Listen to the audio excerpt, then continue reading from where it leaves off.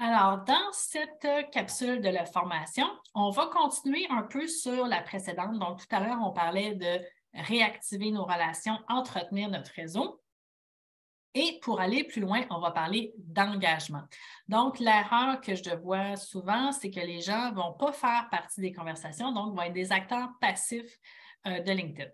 Comment on fait pour faire partie de la conversation? Quand on va dans un 5 à 7, c'est vraiment jamais le fun d'être la personne dans le fond de la salle qui n'a pas parlé avec les autres. Donc, on veut éviter ça et faire vraiment partie de la discussion.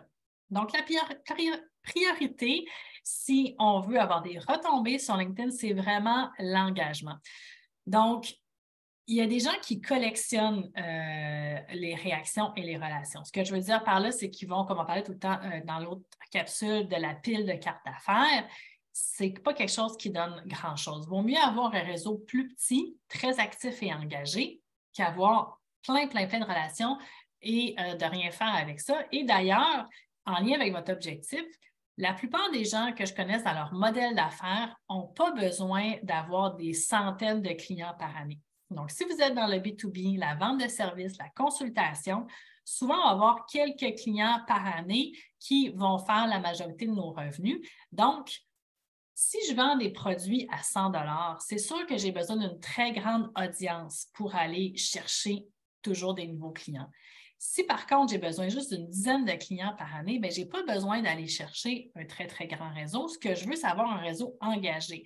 Parce que moins on vend de services, généralement, plus ces services-là vont coûter cher. Donc, plus on a besoin d'ambassadeurs qui vont parler de nous, de collaborateurs, de référents. Donc, on va aller tisser des liens solides. Donc, on ne veut pas avoir des posts avec des milliers de j'aime. Ce qu'on veut, c'est avoir des conversations. Donc, pour faire partie de la conversation, on en a parlé dans l'autre capsule, c'est de faire des invitations à des personnes ciblées et de stimuler les échanges. Aussi, on peut demander des recommandations et faire des recommandations. Donc, sur les profils LinkedIn, il y a une section recommandations où on peut recommander les services de quelqu'un et je vous invite à le faire parce que c'est toujours agréable de recevoir une recommandation. Et je vous invite aussi à demander des recommandations. Donc, assurez-vous d'avoir au moins 4-5 recommandations sur votre profil LinkedIn. Vous pouvez contacter des personnes, des anciens collègues, des anciens clients et vous pouvez suggérer des choses que les gens peuvent écrire et les gens doivent aller sur votre profil pour faire la recommandation eux-mêmes. Donc, ils peuvent seulement recommander une compétence, mais ce qu'on veut, c'est vraiment avoir la rédaction d'un avis. Donc, c'est vraiment une preuve qu'on appelle une preuve sociale de votre expertise. Donc, on veut aller en chercher quelques-unes sur son profil. L'autre chose aussi que vous pouvez faire, je l'ai mentionné tout à l'heure, partager des contenus, demander des rencontres et faire des commentaires. J'en ai parlé tout à l'heure, mais ça peut vraiment devenir une stratégie. Donc, non seulement de faire des commentaires sur les contenus des gens que vous connaissez, mais aussi faire des commentaires ou répondre aux conversations qui se déroulent sur les contenus de personnes qu'on pourrait qualifier d'influenceurs ou peut-être les experts de votre domaine. Ces personnes-là qui font des contenus, les gens répondent, réagissent et vous pouvez à votre tour stimuler une discussion dans les commentaires. C'est une façon très simple d'attirer des gens vers votre profil et de profiter un peu de l'audience de ces experts qui ont des audiences plus grandes que nous. Donc, pour faire une stratégie de commentaires, je vous suggère d'identifier ce que j'appelle des micro-influenceurs. Donc, quelqu'un qui est en avant de vous, donc qui a plus de relations, qui semble être plus connu, qui a plus d'expérience, des influenceurs de votre domaine, des collègues aussi, des auteurs de livres, des clients potentiels. Donc, tous ces gens-là, c'est des gens qui sont susceptibles de publier du contenu. Donc, vous pouvez aller sur les profils de ces personnes-là et vous allez voir un petit symbole de cloche que vous allez pouvoir cliquer, j'appelle ça clocher.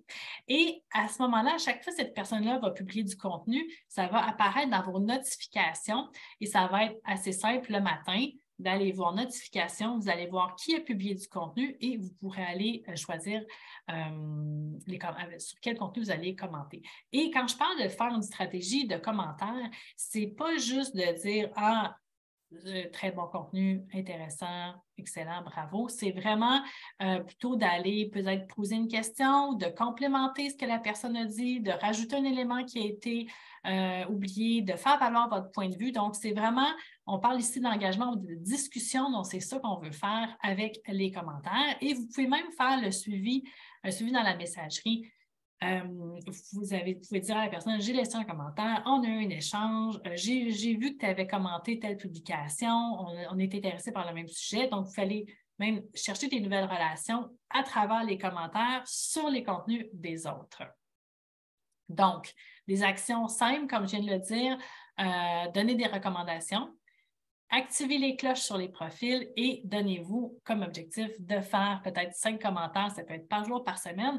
Ce qui est important, c'est d'avoir la constance. Et c'est ce qui met fin à cette capsule.